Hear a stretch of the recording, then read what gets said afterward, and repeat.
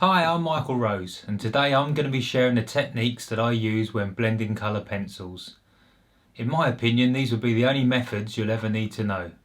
So, if you want to know how I blended my pencils to do drawings like this,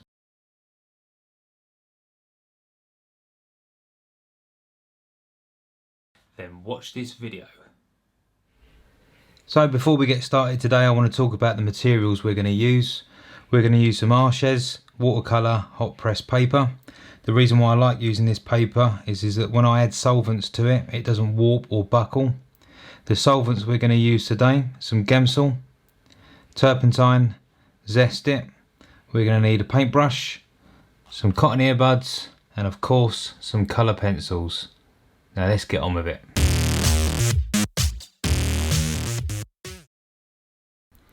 So let's get into it and let's start talking about blending pencils and all the methods you'll ever need to know.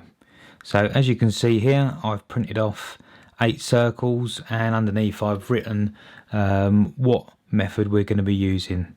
So at the moment you can just see me putting in the first layers, and all I was thinking about at that stage was just basically making the right shape, mapping out where I was going to put the different values from dark to light.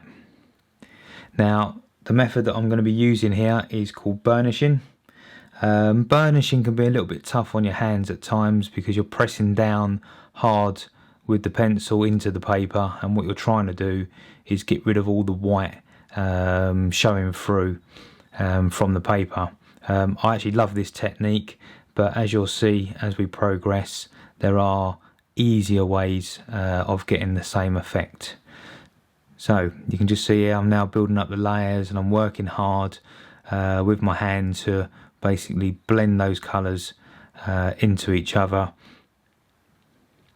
Here I'm using the white, and you can just see me going back over the lighter values of grey and blending it, and it comes out with a really nice smooth finish. But as I said, it puts a lot of pressure on your hands, and if you're doing a large drawing and you're doing it for many hours, you're going to start feeling it on your wrists.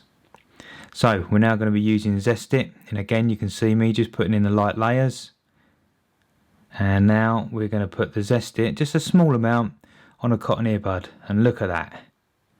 It's almost like magic. Look how quickly that blended in. It was like butter. Now I like to go back over the top of the layers of pencil whilst the Zest It is still slightly damp. Remember, not dripping, just slightly damp. And look what it does to the pencil. Can you just see that wax from the pencil almost sort of melting off the end? Some of you might want to preserve your pencils and don't like this technique because it will eat through your pencil a little bit quicker. But just look how lovely that all blends in. So now again I've just put a little bit more Zest It on the end of a cotton earbud, and I was just working from the lights back out into the darks, but you can quickly see, look how lovely that is. It's almost like butter. And just with a little bit of my finger there, I just literally soften up the edges. And again, if you look at the two side by side, pencils and the Zest It, you've almost got the same effect. But if in my opinion, looking at those two, Zest It is definitely got a smoother transition from the dark blend into the mid-tones. So on the Gamsol, again we just built up the layers, and here you can see where I've obviously put a little bit of Gamsol down with a cotton earbud. The page is just slightly wet, and now you can see me just working that pencil, a little bit of the finger just to get that blending going in there nicely, building those values up.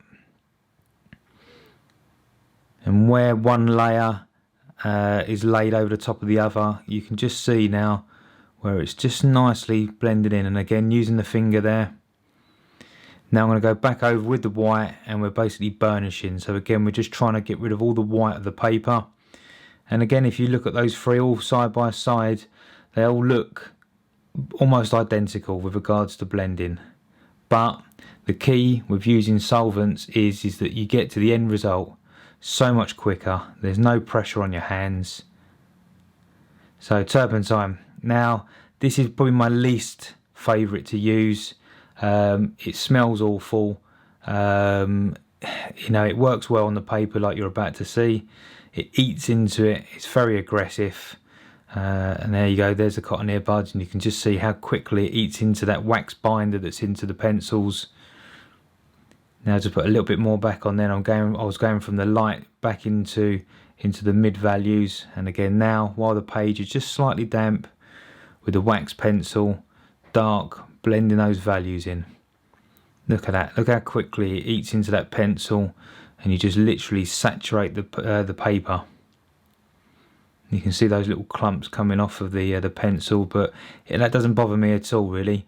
You know, if the drawing gets to where I want it to be quicker and gets the effect, I'm not worried. The pencil to me is just a tool. You know, yes, some of them can be quite expensive, but it's a tool. You know, I don't want it sitting on the side looking all pretty. I want my drawing to look pretty and my customers to be happy. There you go, you can just see me putting a little bit on the end of my finger of that turpentine, blending those little values into each other, and again, look at that. Now side by side, you've achieved exactly the same thing, but just by using different products. Pencils, as I said, you can do the same effect, but it really does put a lot of pressure onto your hands doing that burnishing. So on this bottom row, rather than using cotton earbuds, I'm actually going to use a paintbrush this time, and you'll see during this time lapse just how long it takes me to blend just with this pencil. So again, you can see I've put down the layers, you can see where I've put the different values, just sketching it all out, trying to get it to look how I want it to look. But you can see I'm really trying to sort of work it hard with my pencils. I'm blending it in. I'm really pushing down hard on that paper at the moment, working hard to blend those pencils into each other. And I can tell you now, at that stage my hand was probably screaming out, give me a rest. There we go, we're still working it, and look how long it's taking me to get to the end result. Yep, still going, small circles, working it in, pushing hard on the paper. Now I'm going back in with the white, back over the slightly lighter values, trying to just literally blend it all in. Small circles, side strokes, cross hatching, anything just to get that wax to blend in and mix with each other. But even with this video on a high speed time lapse, look how long it's taken me to get there. Now if you was doing a face, these sort of skin tones that I'm using here, you can see, you know, basically by burnishing the paper, you do get some fantastic results, and hopefully in a second you'll see the finished result, and there it is. You know, a lovely sort of blend from darks to lights. Now if you compare that video or that step from using the pencils with Zest It, let's see how quick it gets done. So the Zest It, we've started off just doing a couple of light layers. This time we've got a paintbrush, and look at that. We're already taking minutes off of our time. Look how lovely that's all blended in. Now using a paintbrush, again, it's personal preference. Personally for me, I actually preferred the cotton earbuds. Using a paintbrush, depending on what sort of job you're doing, actually leaves a nice painterly look. So if you're doing tigers or animals and you kind of want that sort of painterly look on the fur, when you're blending with the solvents, use a paintbrush. So we're going on to the Gamsol. Again, just putting in the light layers. You can see where I've mapped out the darks to the lights of roughly where I want it to go, and boom, we're going straight back in with that paintbrush. Look at that. You can just see already how quickly it's all starting to blend together. And again, whilst the paper is just slightly damp, we're going to go back over it with the pencils, and just look how quick you get there. I mean, it is awesome compared to just doing it with pencils. Not that you shouldn't use just pencils, but in large areas like backgrounds, you know, foreheads, sometimes on females where they haven't got any creases, and you can get away with just blocking in large areas of colour. Get straight into the solvents. Don't sit there just using pencils all day long. You'll be there forever. Plus your hands and your wrists will start to hurt. So if you look closely at that, even though I just use my finger just to sort of get that blending in there, you can kind of see the sort of paintbrush painterly look that you get by using a paintbrush.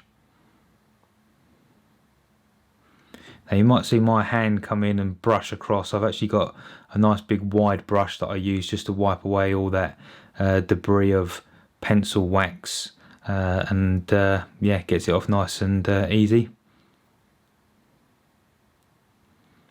Don't be afraid to use your finger. Some people or some art teachers years ago used to say to me, no, you can't use your finger. Well, why not? You know, if it's going to get you the finish and the look that you want, use it. Get a nice big fat finger. Obviously make sure you haven't just been eating a packet of crisps or chocolate. Make sure your hands are obviously clean and just gently blend in. So down to the last one, turpentine. Again, great product. Works really well for breaking down the wax binder, but absolutely stinks. And if you're going to use it, make sure you're in a nice ventilated space near a window. Open the window because it sucks. It's horrible. So yeah, there we go. We've put down those light layers again. Now we've got the paintbrush and we're just slowly working it in. There's nothing special, as I said at the beginning of the video, about that paintbrush. I think it's just a filbert. It's got a slightly rounded edge to the end just to help me get up to the edges. But all I'm doing is just dipping it into the solvent and then working that into the pencil. You can see between me applying the turpentine and then getting the actual pencils over the top, it's just allowing a small drying time. I think some people like to wait until it's completely dried, but me personally, I prefer it while it's still damp on the paper, as I've already mentioned, because once you start putting the pencils over it, it is amazing, and it is literally just like spreading a nice warm butter over a piece of bread. Look at that, lovely. So yeah, don't just take my word for it. Get these products, try them out. See which one you prefer. You may even find that when you do a drawing, you might use all these products. I know I've certainly have. I've tried them all out during a different drawing, and you get a slightly different effect. All you can do is try these methods out and see which one works for you. And again, you just saw me use a little bit of my my finger, but we're coming to the end now. And you'll notice that between all these 8 images, they all look pretty much the same. Just some are a damn sight easier to get there than the others. Top ones are cotton earbuds, and the bottom one, paintbrushes.